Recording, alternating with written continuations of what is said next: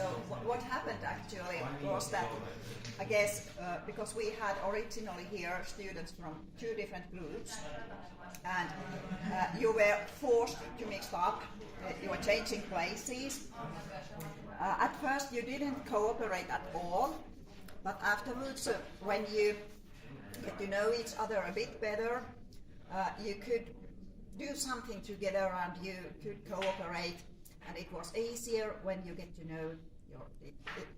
know each other a bit, at least a bit better.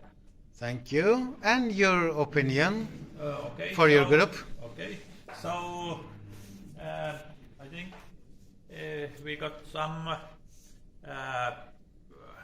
practical experiences of thinking about entrepreneurship and also what to be a leader, but also about communication. And one thing we did, you gave a good information about Finnish mentality to our guest. So you see, it's very different as Turkish. Thank you.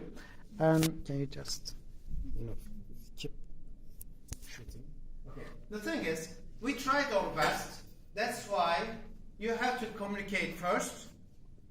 You have to know each other, and you have to know your customer, and then you can do something.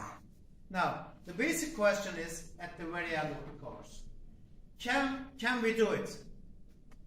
Yes, we can. Let me hear once again. Can we do it? Yes. Just show them. Can be any possibility? Can we have any possibility to be a leader? Do we have leaders here? Yes. Yes. Yes. Do we have entrepreneurs here? Yes. Okay. That was the aim of the course. So I opened the window and showed you the big picture. And afterwards, you will decide what to do for you, for your family, for your sector, for your school, for your city, for your country, or whatever, for the world. That's your choice. No one can force you to be a leader or an entrepreneur. You have to decide on your own. You have to make your own practice. And at the very end, my last question is, can we do it all together? Yes. That's the aim of the course. Thank you.